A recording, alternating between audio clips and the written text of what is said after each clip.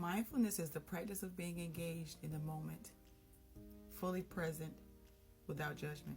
Mindfulness. It's Friday. You know what time it is. Takeaways from this amazing book, Emotional Intelligence Habits by Travis Bradberry. So I'm going to give you the takeaways from chapters 8 through 14, okay? So chapter 8 talks about the science of emotional intelligence, and it explains how the brain processes emotions and the role of the amygdala and the prefrontal cortex in emotional responses. Neuroplasticity highlights the brain's ability to rewire itself through consistent practice, making it possible to develop and enhance emotional intelligence over time. Hormonal influence discusses how hormones like cortisol and oxytocin affect emotional states and decision making. And then chapter 9 talks about the mindfulness and emotional intelligence. Mindfulness mindfulness is the practice of being fully present and engaged in current moment without judgment. Okay. Benefits of emotional intelligence: regular mindfulness practices enhances self-awareness, emotional regulation, and empathy, contributing to stronger EI. And EI is emotional intelligence. So the techniques, it introduces mindfulness techniques such as meditation, deep breathing, and mindful observation to help develop emotional intelligence. Okay. Resilience and emotional intelligence. Resilience is the ability to bounce back from setbacks, adversity, or challenges. Okay. EI and resilience. Emotional intelligence is closely linked to resilience. Emotional intelligent individuals are better equipped to handle stress and recover from difficulties. Okay. Building resilience. Strategies including reframing negative thoughts, maintaining a positive outlook, and using social support effectively. Chapter 11 talks about emotional intelligence in leadership. EI is a leadership tool. Emotional intelligence is essential for effective leadership, influencing decision-making, team dynamics, and organizational culture. The key emotional intelligence leadership skills include empathy, self-regulation, clear communication, and the ability to inspire and motivate others. Developing EI in leaders.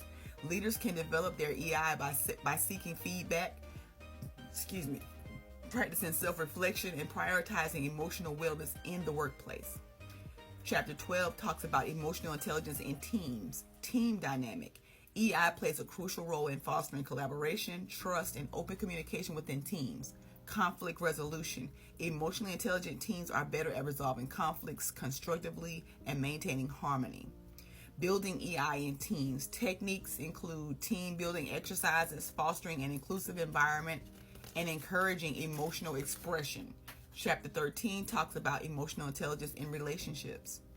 Interpersonal relationships. Emotional intelligence is key to forming and maintaining healthy relationships, whether personal or professional. Communication and empathy. Strong emotional intelligence allows for better understanding, communication, and empathy in relationships. Managing emotional triggers. Learning to recognize and manage emotional triggers can prevent misunderstandings and strengthen bonds. Chapter 14, continuous improvement in emotional intelligence, lifelong learning. Emotional intelligence is an ongoing process that requires dedication, continuous learning, and practice. Habits for growth.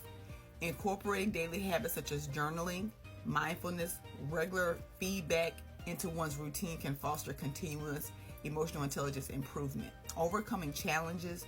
This chapter emphasizes persistence, resilience, and overcoming the obstacles that may hinder emotional intelligence development, such as stress and ingrained habits. These chapters build on the foundation laid in the earlier parts of the book, focusing on the application of emotional intelligence in various contexts, including leadership, teamwork, and personal relationships, while emphasizing the importance of continuous improvement. Tell me why you need this book. You need it. It helps in all areas of your life. And I'm going to tell you this right here. I forgot to tell y'all last week when I first introduced y'all to this book. So I think I took it out.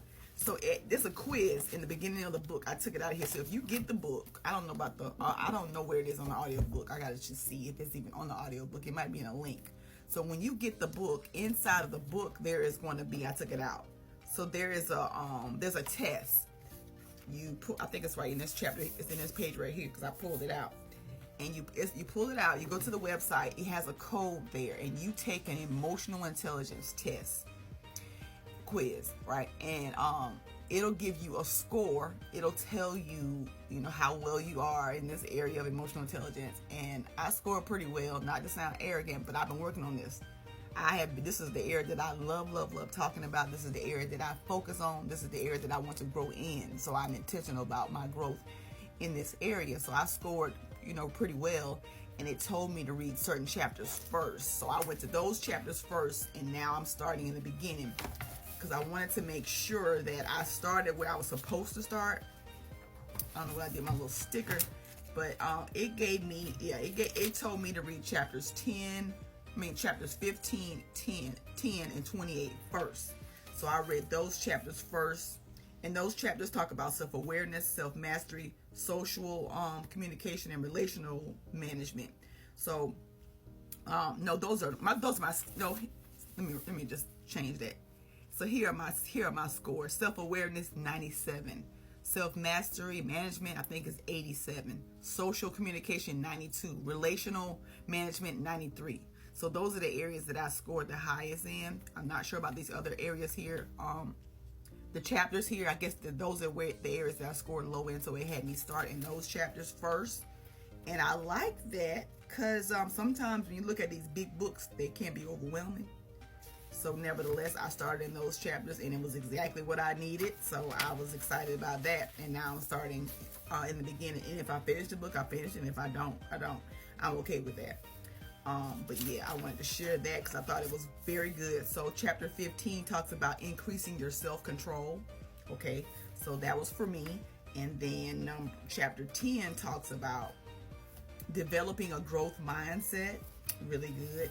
And then chapter 28, and this is just mine. Like take your quiz and let me know what your score looks like, and what chapters it has you reading first, if you get the book. Chapter 28 talks about learn your lesson. So those are the chapters that it gave me to go over first. So can't wait to get on the call today to see where everybody is and what takeaways they have. And here's the thing, we're on different, based on our test results, we're going to be in different chapters, and that's okay, right? So you got to do what works for you. Read to feed, not to finish. Some books I read to feed, not to finish. So don't let this big old thick book overwhelm you. Take the quiz, see what areas you need to work on. Go to those chapters. It will tell you. It will give you the results. It'll email you. Matter of fact, when you get done, it'll immediately give you the results, and then you know what you need to work on, because the emotional intelligence affects everything.